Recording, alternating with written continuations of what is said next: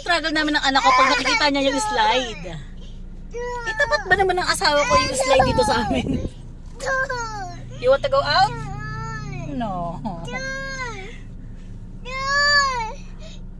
We can't open the door, anak. No? Next time.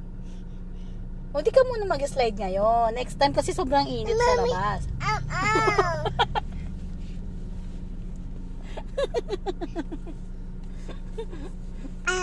Mm-mm.